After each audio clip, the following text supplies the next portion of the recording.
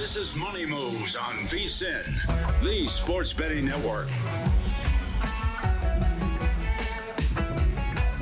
A tradition unlike any other. Hello, friends. The Masters is officially underway from Augusta National, and we are dressed for the day as we welcome you in to Money Moves on VSiN, the sports betting network. Stormy, Buonantony with you alongside Grace Remington. Both got the green polo memo, it appears. No green jackets for us, Grace, but we were very much like-minded today, which I appreciate.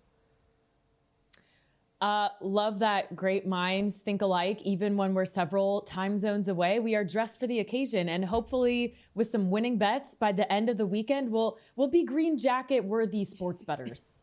No doubt about it. And still, obviously, so much to go through with the Masters. Like, we are very fresh and early in the day for what is to come. Yet, Scottie Scheffler has already hit a 62-foot putt and is 2 under for the day. So good start for the defending champion there. So much to get to over the course of the next couple hours. So if you would, producer Brian Ortega, fire up the rundown for us. It's time for the top headlines and topics of the day. This is the rundown. And with that in mind, being that it is the first day of the Masters, might as well let you know we're going to be updating you throughout the course of the next 2 hours. Scottie Scheffler, who was a 4-1 favorite off the hop, already plus 275 on the live line, sitting 2 under for the day. He is tied for third with Joaquin Niemann. Also, Aaron Rai, your leader right now at 4 under through 10.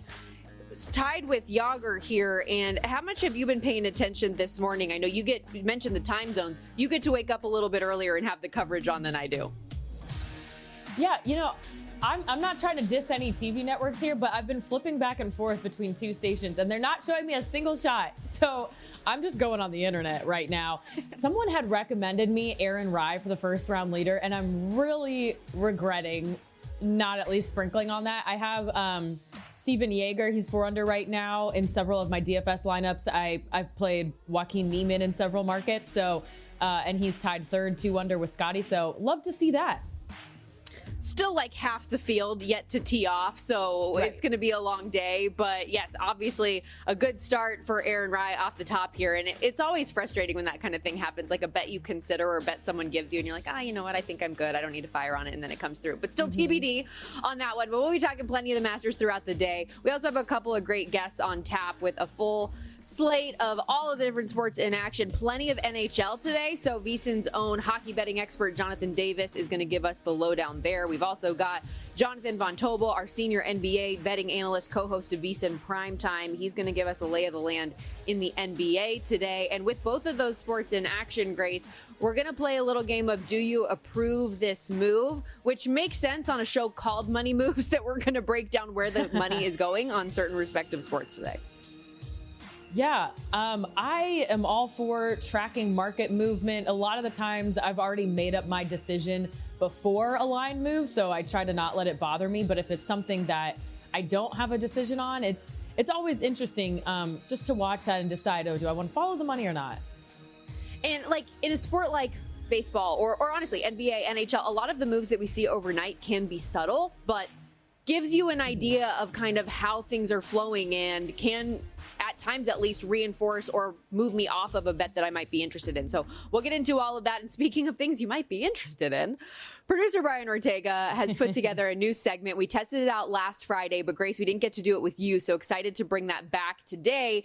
Is that something you might be interested in? He basically plays like a salesman role for a handful of bets that he thinks are intriguing and trying to talk us into them. So I'm excited to do that. You did not have to talk me into watching Lakers Mavericks yesterday.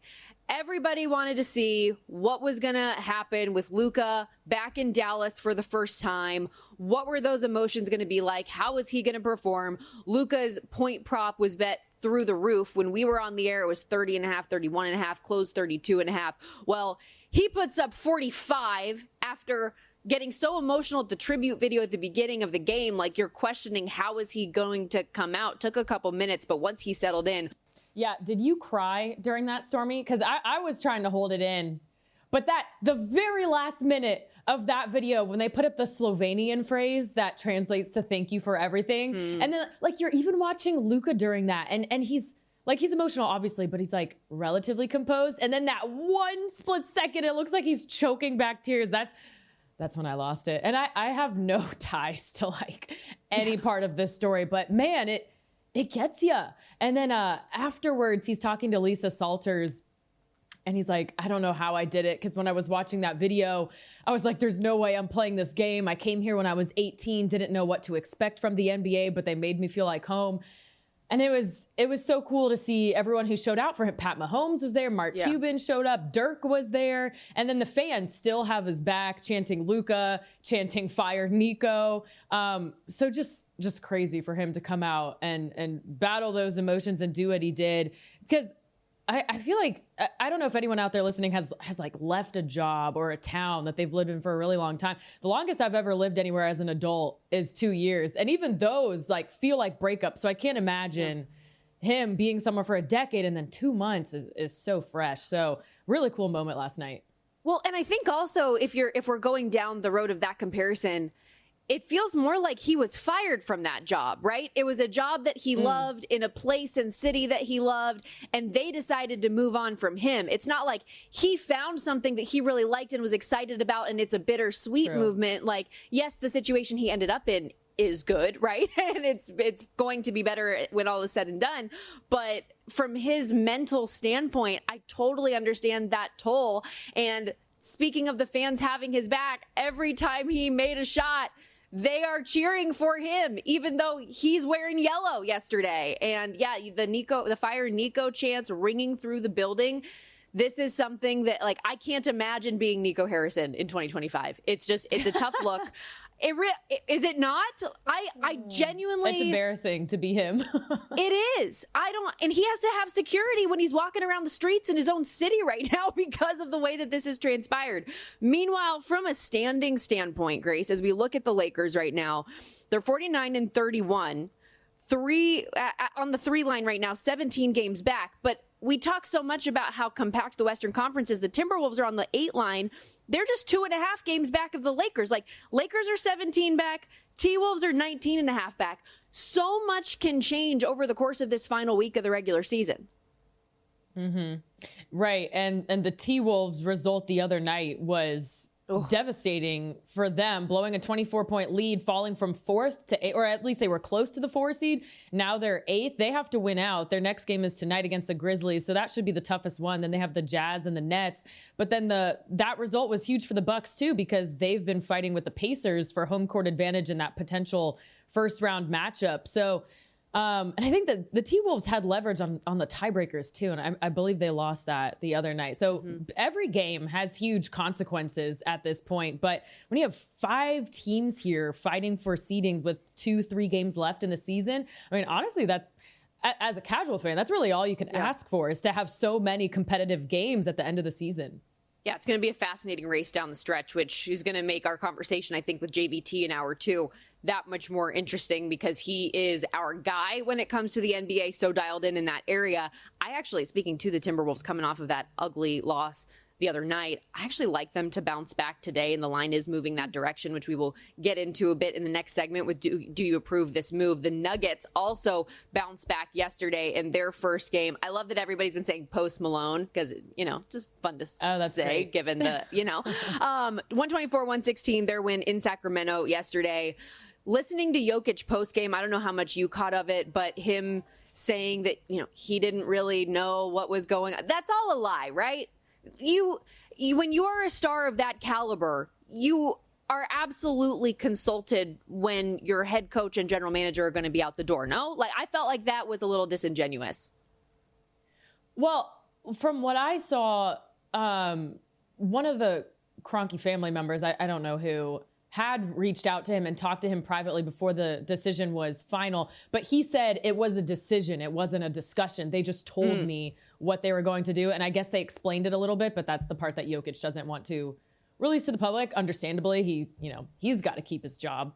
One thing I thought was interesting, though, he was like, in my country, we have a saying, if someone is fired, you're the next to go. And I was like, well, who is that referring to? Like, who's next? I wonder if he's like foreshadowing something, or if he's just, trying to fill space because he feels awkward during this media session. But last night, though, the ownership had said they wanted to make a change because the vibes were poor. The locker room wasn't responding. Well, if you wanted a response, they got one. Finally won with Jokic doing the most, his 33rd triple-double. This month, in 4 games, he's 1 assist away from having 4 straight triple-doubles, which is absurd. But, oh well, they get the post Malone bump. If they go on a run in the playoffs, they need to have a Posty song be like their team song. I love that though for Denver that it's not the interim coach bump, it's the Post Malone bump. Like that's, and they need to have Post Malone music like bumping in through the locker room. Maybe that's the way that it goes. I don't know.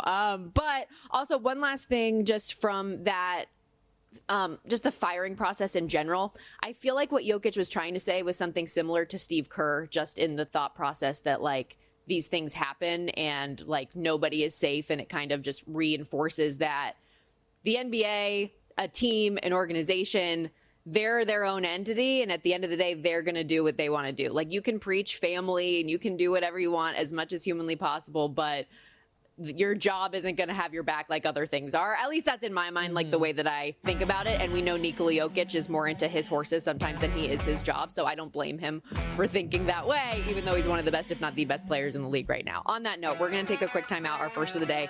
So much more to get to. Really excited for our next segment, though. Lots of lines on the move overnight in the NBA, NHL, and Major League Baseball. We will get into it all with Do You Approve This Move next.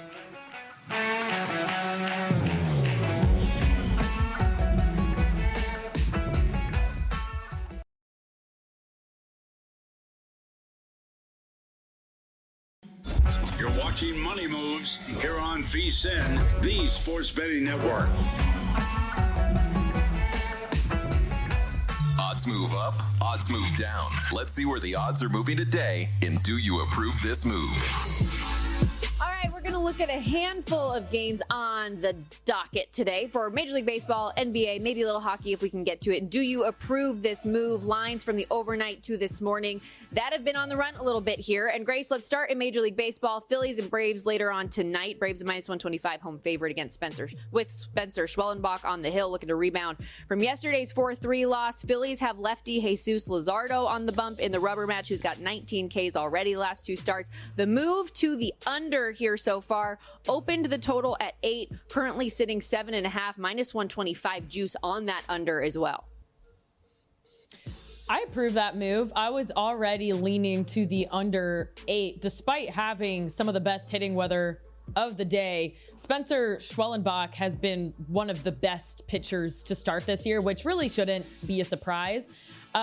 Braves, as we know, have been one of the worst teams with men on base and runners in scoring possession this year. I don't think they're as bad as the record shows. They do have a proven offense, but not ready to back a high-scoring game with them yet, especially with these pitchers on the mound. So I wouldn't bet the under 7.5 now. I would have liked to bet the under 8, but I do approve the move.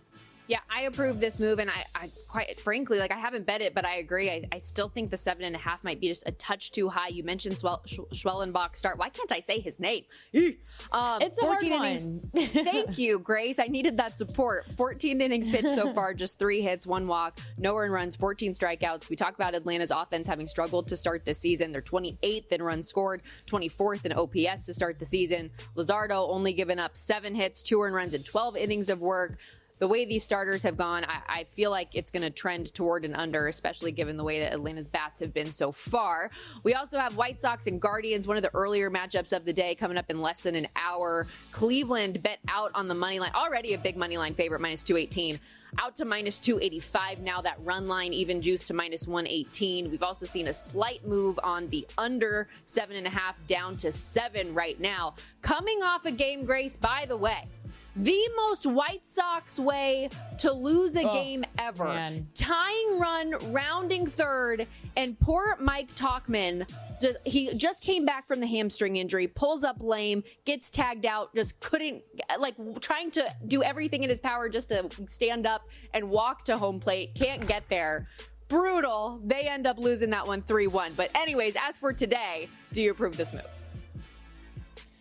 On the money line, yes. I mean, I'm not laying anything in the 200s range, but I mean, yeah, this makes sense. That's as far as I would go is the -250 Honestly, this is the one game I really had trouble finding a good bet. I thought the lines were exactly where they should be. The hitting weather is not going to be great. It's 45 degrees. There's also a chance this game could be rained out. There's an 80% chance of rain. So I would monitor that for the next, I think, hour. First pitch is in an hour before you place anything here. So, yeah, I'll approve the move. Same time, first pitch, Angels and Rays, and I did take a little bit of the dog in the Angels, and that appears to be the way that the money is going today. Tampa opened a -148 money line favorite down to -125 right now. You can get the Angels, I almost said Rays again. You can get the Angels at +105, +110 still existing out there. Do you approve this move? I do. I did not see that they opened at -148. That's really heavy. I think -130 is exactly where it should be. So this move makes a lot of sense. If the books needed some more action on Tampa Bay's side, that they would make it a more palatable price, and -130 is where I would cut it off. So I wouldn't bet them if they get any heavier than that. As for the total, I was actually leaning over 8 at -115, or if you could get the over 8.5 at +100 only. Don't bet it at any other odds than that, because these pitchers, I feel like they have a lot of name value, Bailey Ober and Michael Wacha, but the underlying metrics are really not looking great for them. Ober's walk rate has doubled this year to almost 14%. He's lost 3 miles an hour on his slider, and the velo on his fastball has also gone down. So that just makes everything more predictable. Oh, wait, am I looking at Twins? Yeah, I'm sorry. I'm looking at Twins Royals. It's Soriano and Little. No, yeah. Okay, so Soriano, same thing here. You have nice pitching weather. Some pitchers who I think are getting by on the name brand here. Again, still like Rays at -130, and I lean the over 8. So disagree with the total movement, agree with the money line movement. Okay. Yeah, I like I said, I ended up taking the Angels. I like Soriano in this spot. He's done well against the Rays lineup in the past. Smaller sample, but I think worth noting. And Angels, to the surprise of myself, and I think a lot of people, off to a really good start here, 7-4 to start the year. Just barely lost yesterday. Let's switch gears, though, get into the NBA. But before we do, remember, everybody, Edge Boost is the first ever bank account built for bettors, ensuring any and all gambling transactions are approved. No usage fees, no minimums. You earn cash back rewards. 100% approval for all betting deposits. Signed up today at edgeboost.bet. With our promo code MONEY, you deposit $25. Edge Boost is going to match that deposit for you. Again, go to edgeboost.bet and use our promo code MONEY. It's nice to have your betting money and your day-to-day money separated. And if you are looking to place a wager today, maybe you will in the NBA. Timberwolves and Grizzlies going head-to-head, where we have seen a flip of favorites here. I think Minnesota moneyline might be the play. I did place a small wager on them at -120 there. We're on a nice little run, Grace, of 5 straight wins before that brutal loss and ending to the Bucks on Tuesday we talked about earlier. We're up 24 in the fourth quarter, lose the game, let Milwaukee go on a 34-3 run to end the game. But this is a huge one for seeding. I feel like the bounce back could be here for the Timberwolves. Memphis went from a 1-point favorite at open now to Minnesota laying 2. We've also seen a little movement on the total from 234 down to 231. So looks like Timberwolves and under the way the market is going. Do you approve this move? You know, I think it's a one-possession game, so it's tough. And considering everything that's at stake, all the seeding and making the playoff versus the play-in, I think any line movement would have made sense here, or line flip, I should say. I would have thought that the Grizzlies would have remained the favorite, considering the meltdown the T-Wolves just had. But, you know, it was just one game, and I think they had won 15-17 heading into that loss. Yeah, I don't know. I guess we're betting. All right. I guess people are betting on a bounce back performance. Looking at the betting splits here, 62% of the tickets, 68% of the handle are on the T-Wolves. So that would make sense. We'll approve it. Why not? All right. I mean, that's where I get nervous when I look at this stuff and I'm like, okay, I bet on that. I bet on that. I don't love that. It will be a fun game to watch, though, regardless. John Morant, Anthony Edwards, two young stars going head to head. Oh, also an update. Jalen Wells, who had the scary moment the other day, coming down from the dunk, hit his head. He has been released from the hospital. The head's okay, did break his wrist, so he's going to be out for an extended period of time. Cavs, Pacers, some movement here, understandably so. Pacers up from 8.5 to as high as 10. I see it back at 9.5 right now at some books. Cavs already locked up the 1 seed in the East, Grace. Don't have anything to play for, really. Pacers, meanwhile, trying to lock down a 4 seed, keep their hopes alive for even a 3. Cleveland's going to be out several players. No Donovan Mitchell, no Darius Garland, Evan Mobley, Max Strus also on the injury report day-to-day. Would assume they're not going. Do you approve this move? It is a big spread here for Indy. I'll approve this one. It is a big spread, but it makes sense with Cleveland resting all those players. They've also been experimenting with lineups to end the season. I guess they won't be doing that tonight, but Cavs already have everything locked up. The Pacers are still fighting for home court advantage and seeding. So the spread makes sense. The total, naturally, there's a correlation between overs and heavy favorites. So I think the total moving up a possession makes sense as well. Knicks and Pistons, Detroit from 4.5 down to 3.5. So Knicks getting a little bit of love here as a dog. No Josh Hart, Mitchell Robinson, OG Anunoby still. Jalen Brunson hasn't back for the last couple games. Cat isn't on the injury report. No bet for me. I'd say Knicks are pass here unless I hear otherwise on those guys. So that feels like an understandable move. And then we got Hawks and Nets. Big move on the total here to the over. Open 226.5, now 232.5. And I get it. The Nets have been an over team lately, Grace. 5 of their last 6 games and 6 of the last 8 all to the over. Same can be said for the Hawks. Back-to-back overs, going over the total in 5 of their last 7. However, most of the numbers and resources that I have seen on this game have it around 229. I feel like we might have gone a little bit too far here. I think the initial move to the over was probably the right side, but now maybe a little too high. Thoughts? I was thinking the same thing. Two teams that aren't great defensively. I feel like a movement this big, that's at least 2 possessions. That's probably an overcorrection. I mean, you don't really see 6-point moves at this point in the season, I don't think. While sadly we weren't able to hit the hockey, fortunately for us, we've got VSiN's own Jonathan Davis joining us next, our VSiN hockey betting expert. He's going to help us go through the slate today and maybe some teams to bet on or stay off of as we get closer to the NHL postseason. Don't go anywhere. More money moves on VSiN after this.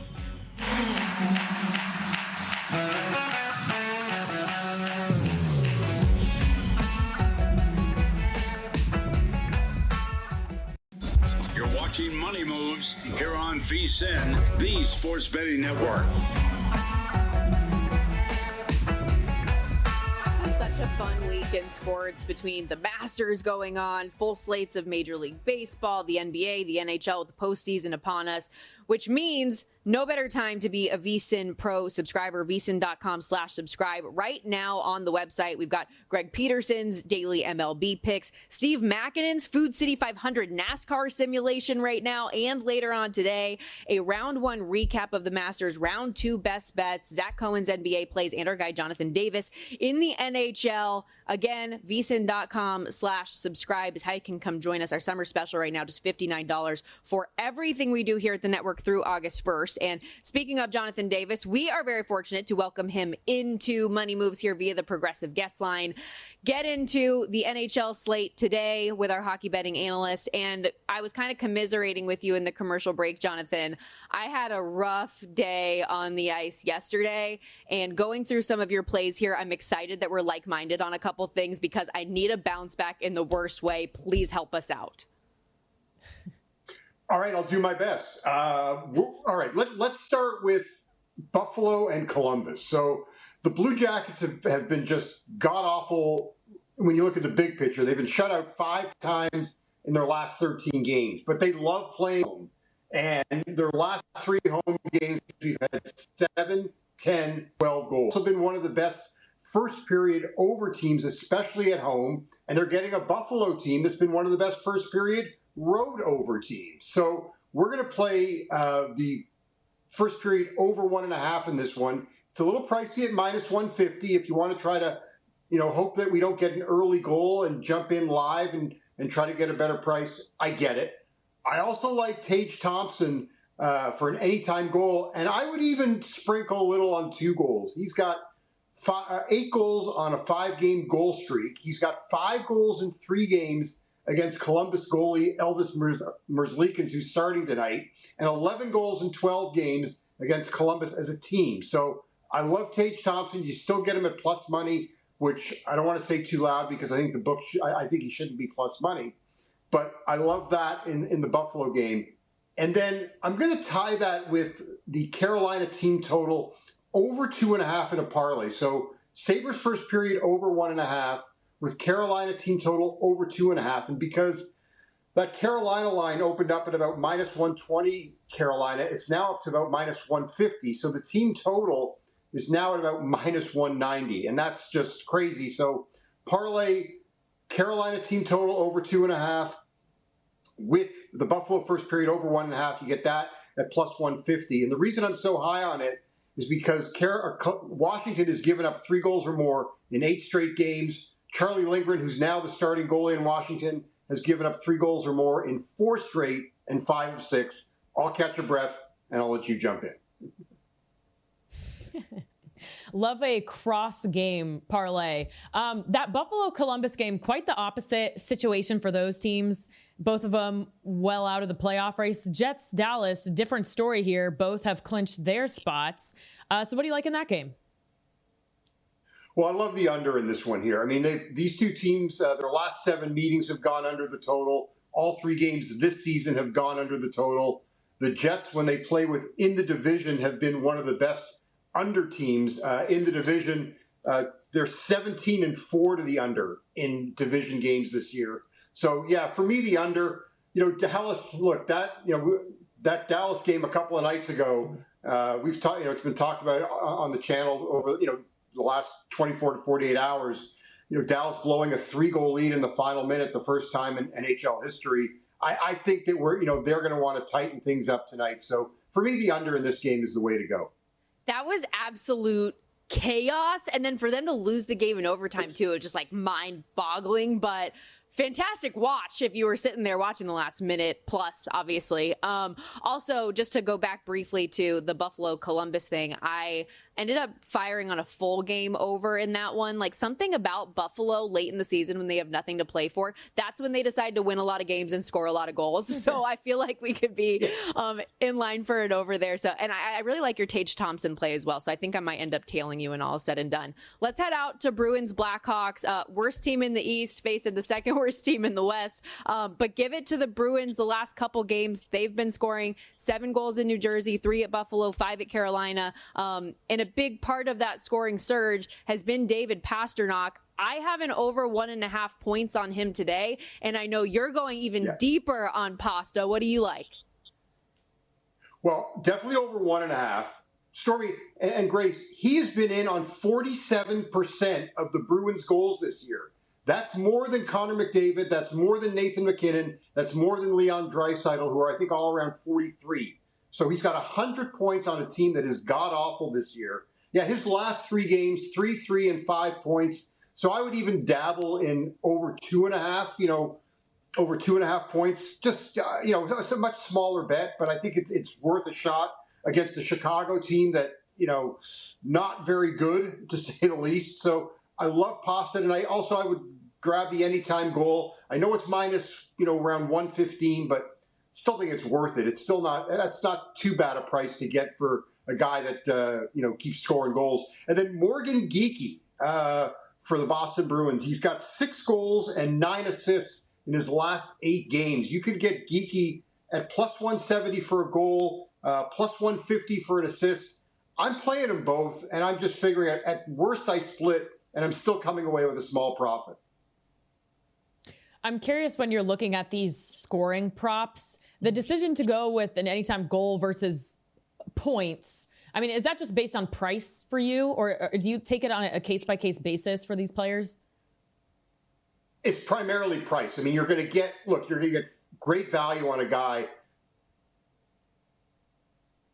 Oh no. Okay. Unfortunately lost Jonathan Davis. Hopefully we can get him back in a moment. And I was looking at prices there. So I honestly don't know where, repeat what you asked him, Grace, because I was looking at some prices at an odds board when you asked the question. Yeah. I mean, me just not being a hockey bettor, I like to learn from you guys. So he had listed Pastrnak for an anytime goal, 2 points and 3 points. And I'm just curious, based on is going with a points play instead of a goal? Is that just based on price, or do you ever feel like unsure what a guy's going to contribute, but you don't know if it's going to be on the assist or if he's going to score himself? Is that when you would go with the points? I'm just curious what the whole thought process is. Oh, well, I think we have Jonathan back, so I'll give my 2 cents after Jonathan answers. But what do you think about that, JD? How do you approach those markets? Yeah, I mean, it's price. I mean, that's why, like, with the Morgan Geekie play, I'm going to get him at plus money for both a goal and an assist. The point is going to be I'm going to get minus money. The way Geekie is going, I would rather play them both, and I'll split. I'll get a small profit if he just gets a goal or if he just gets the assist. I'm still coming out ahead. Yeah, price, and at least for me, the way that a player has been trending lately plays a role in which market I want to dabble into more, like especially the goals. Why am I betting a points prop if all of his points in the last 5 games have been goals versus assists, right? So, I think just looking at game logs, looking how a player is played against another team in addition to price is part of it. JD, we do have a really big slate coming up today. I know those are some of your best bets, but any other game on the docket that just intrigued you? Or honestly, maybe a team that as we get closer to the postseason, you think is a bet on or fade opportunity now that we are near that spot? Okay, I do want to just quickly go back to Washington for a second because there's 2 good prop plays that I left out in that Caps game. Taylor Radish of the Capitals is now playing on the top line tonight. You can get him at plus 500 to score an anytime goal. If I got a guy playing on the top line at plus $5, I'm taking it. Also, Jackson Blake with Carolina, plus 300. On the top line, plays power play as well. That's a great price just to sprinkle a small bet on for me. Now, teams to fade. Washington right now, not really sure where they're at, just because, they've got first place locked up. The Ovechkin chase is over. They're missing their starting goalie. So I'm always going to target, the other team, the over 2.5, for their opposing teams. Like you've got teams like Toronto that, I be careful how I play them. Once teams get, their positions locked up, that's when you just you really need to monitor guys that are playing and not playing on a given night. I mean, the LA Kings 2 nights ago sat out 2 of their best defensemen in Drew Doughty and Joel Edmondson. I didn't know that. I've been playing the Kings first to hold their opponent to no goals in the first period. If I knew that, then I wouldn't have played them. So it's really right now, just like in any sport, as you get down towards the end, you got to see who's in and who's out right now. But the one thing I would do is I would target overs with teams that are out of the playoffs, like Boston and Chicago tonight, the Nashville game, the Ranger game potentially would be games that I would start looking at overs because teams don't have to worry about playing any structured style of hockey or playoff hockey. I mean, Rangers yesterday lose 5-8, all 5 overs yesterday. And speaking of making sure you know who's in the lineup, I didn't think Connor McDavid was playing yesterday. Love the Blues. They lose to the Oilers. So there we go. Jonathan, you're awesome as always. Appreciate the time. Everybody, if you haven't already, follow Jonathan on X at West Coast Hockey HKY. And this was your sneak preview. The article coming up at VSiN.com in just a little bit. We're going to take a timeout, wrapping up hour 1 next.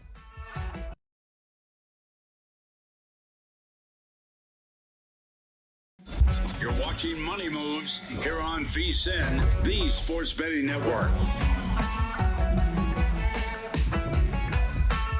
Back here on Money Moves, VSiN, the sports betting network, Sirius XM channel 158. Always appreciate you joining us wherever you might be watching or listening from. Alongside Grace Remington, Stormy Buonantony with you as we have the Masters officially underway. Some movers on the leaderboard. Steven Yeager, your leader at 4 under through 12 right now. Scotty Scheffler, no surprise, I'm sure, climbing. He's got 3 birdies through 8 holes right now, sitting in second. His live number plus 240 to win it all right now. Obviously, we're early in the day. And this is funny, Grace, because yesterday I was asking you strategically, because Scottie Scheffler starts earlier in the day, somebody that I know I have money on and that a lot of people are rooting for this week, and Rory McIlroy, I was questioning, do we think if Scottie gets off to a nice start before we even see Rory on the course, if maybe with his odds getting shorter, Rory would then get a little bit longer? Well, Scottie's getting shorter. Rory's getting shorter too. We're sitting 6-1 on Rory McIlroy live right now. So much for that theory. I was able to sprinkle a little bit on Rory yesterday because I used a boost. I got him at plus 880. I still don't think that's like a good price, but I had to be involved somehow because I just feel really good about him this year. No, but you're so right. I mean, and I think it benefits him going later. So anyone who is in the afternoon tee time for day one just has that extra time to see how the course is playing. So I do think that benefits Rory. Gosh, they're just not letting us have anything, though, with shortening his odds as well. But looking at some of the guys on the leaderboard right now, I mean, I have Steven Yeager in DFS. Joaquin Niemann was one of the guys I gave out. He started with 3 birdies in the first 4 holes, but then gave one back with a bogey on the par 4-5. I mean, still tied third is fine. I'll take it. Someone that I thought was kind of interesting, I was looking at Sergio Garcia. He's only through 1 right now, but I ended up placing a first round leader wager on him because I found out in his current form, he's been inside the top 5 after round 1 in 3 of his last 4 starts. So I was like, you know what? Why not? He's looking good. So I think that was like 50-1 first round leader, but starts out with a birdie. I'll take it. Yeah, not a bad start. And Joaquin Niemann, who you mentioned, T3, tied with 5 golfers for that 3rd spot right now. Colin Morikawa, who I am invested in, not only in first round top 10 because I couldn't find the top 20 and I hate myself, but also just for a tournament top 10. I couldn't find it either. I was bummed on that. I have no idea where that was. I thought that was a great breakdown from Stephen Hennessy of Golf Digest, and I just couldn't find it anywhere. But he is tied for 9th right now at 1 under through 10. So we'll continue to keep tabs on all of this as we go, get you updated on any cool shots. Scottie Scheffler already had one. I want to say it was on the 4th hole, that 62-foot putt for birdie to go to 2 under for the day. Now 3 under, as we mentioned. But we'll keep you updated here. And I do want to just say this, and the only reason I'm even bringing it up, Grace, is because we had a text chain going, myself, you, and our producer, Brian Ortega, back and forth watching the par 3 contest yesterday of all the cuteness in the world, so much so that we might have broken Brian Ortega, the soft, the hard shell or like prison box that was surrounding his heart was broken open and just melted into Old Softy yesterday because he was saying all week, I don't like the par 3 contest. I'm not into it. I think it's kind of overblown. It's overhyped. And then we're watching it yesterday and even he was in his feels. So we decided that we were going to rank our top 3 par 3 contest moments. And considering you and I both have the same number 1, let's talk for a moment about Poppy's putt. Rory McIlroy's adorable daughter, barely just nudging the putter. And it is the longest time-wise for the shortest putt maybe I've ever seen. But it goes in. Rory loses his mind. Shane Lowry loses his mind. Shane Lowry's daughter picks Poppy up. Yes. It was the cutest, most wholesome thing I have ever seen. Yeah, I guess we're not allowed to roll the tape, but I highly suggest everyone go look it up. My favorite part of Poppy's putt is where her feet are pointed. Like they are pointed directly at the pin, and she's like open stance, just like I honestly don't know how the ball moved so far with like minimal effort, but she nails it. Shane Lowry is more excited than Poppy's own father is. Shane Lowry's daughter, she is going places. She is a girl's girl. Like whoever, if I was a mom watching, I'd be like, you need to be friends with her. She's going to lift you up in life. But yeah, that was a great moment. And Poppy was like, even when Shane Lowry's daughter picked her up, you could just tell she was so shy. Like she didn't even really know fully what was going on. Alex Perry, who's a reporter out at the course, he tweeted when they came off the green, Rory said to Poppy, "Shall we go and get some ice cream and then watch your highlights?" So cuteness factor, it was already a 10. We're at a 12. Oh, that's fantastic. Because you mentioned Shane Lowry's daughter, I know she had a play that was your number 2. Yeah, and she does not hide the emotion. So she nailed a putt as well. I wish I knew which holes these were. I'm sorry, I don't. I don't know if anyone knows where these are taking place, but she nailed a really long putt as well. And she doesn't hold back. She's jumping like 2 feet in the air, and Shane Lowry's behind her filming on his phone like a proud father. It was just really awesome. That pairing, the McElroys and the Lowrys, the countrymen, that just all-time vibes yesterday. Yeah. It's awesome. I also love how he was full dad mode with the camera, as you mentioned, despite there being like 500 cameras out on the course. Like you don't need that. You could get a slow-mo version of this from somebody.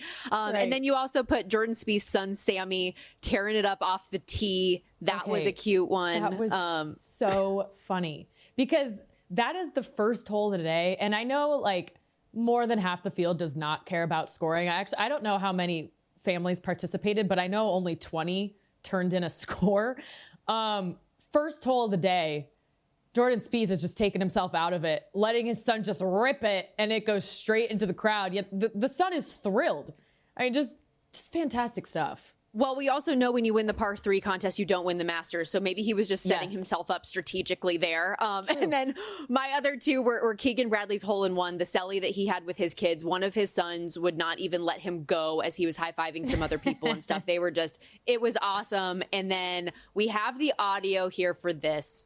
10 out of 10 once again. Frankie Fleetwood, Tommy Fleetwood's son, was asked about how much he's been practicing. And just take a listen. Well, I've been doing my hardest to get it over the green. I've been practicing as hard as I can. Just not reaching it this year, but I'm just trying my hardest. Oh my God. He's just a pro's pro. He just nailed it. Like I could hear a real player at the podium saying that. So again, just love the par 3 contest. It was so much fun yesterday. That kid is like 5. Right? There's no way he's older than 5. And yet, oh, no. Okay, I just go. He's 7. All right. So, and he's got coach speak down. So eloquent. Like, is his father like training him in how to speak to the media already? Maybe I guess they could be anticipating he also has a pro career. So they're just getting an early jump on it. Either way, love that kid. Getting a little movement here on the leaderboard, by the way. And again, we are still so early in this thing, but Steven Yeager remains your leader at 4 under through 12. But Scotty Scheffler, Hatton, and Justin Rose all at 3 under right now in a 3-way tie for second. Last couple minutes here, Grace. I know that you were doing some research in the AL and NL Cy Young markets. Anything that stood out to you real quickly these last couple minutes before we hit the break? Right. Well, I wanted to bring up the change we've seen at the top of the leaderboard, I guess you'll call it, for the AL Cy Young. Tarek Skubal closed as the favorite. It's now Garrett Crochet at plus 330 and Skubal is plus 380. I think this is more about Crochet's ceiling than any waning trust in Skubal. So Crochet is coming off one of his best starts ever. The second start of the season, pitched a career high 8 innings of scoreless ball against the Orioles, allowing just 4 hits and 8 strikeouts. Skubal has had a tough start to the season. He had to face the Dodgers opening day. And then things got kind of wild in Seattle, but he hasn't pitched at home yet. And you look at his stats, he had a 1.99 ERA at home last year compared to 2.86 on the road, which for 2.86 is crazy. Like, obviously he won the Cy Young, but if his odds get longer, I think that's when he would strike here. I think he closed at plus 900. I don't know if we're going to get back to there, but if you are holding that 9-1 ticket, I wouldn't be too worried. And then the other guy I want to talk about is Spencer Schwellenbach. I think that's how you say it. We're going to learn how to say it because this kid's a star. I actually played him to win the Cy Young in the NL 35-1 preseason. He's now down to 9-1 now. But he opened the season allowing just 1 hit over 6 scoreless frames against the Padres. Then he went 8 scoreless frames against the Marlins, allowed 2 hits while striking out 10. So I love this guy. He is probably the only bright spot for the Braves right now. Maybe not the only, but the brightest spot for the Braves. One of few. Yeah. And so that movement makes a whole lot of sense here. And he is on the hill today. Braves minus 125 favorite hosting the Phillies. And VSiN fans, remember, plan your Vegas getaway. If you want to come down to Circa, the D, the Golden Gate, use the code VSiN15 at circalasvegas.com. Come join us. Come hang out. Your Vegas adventure starts here.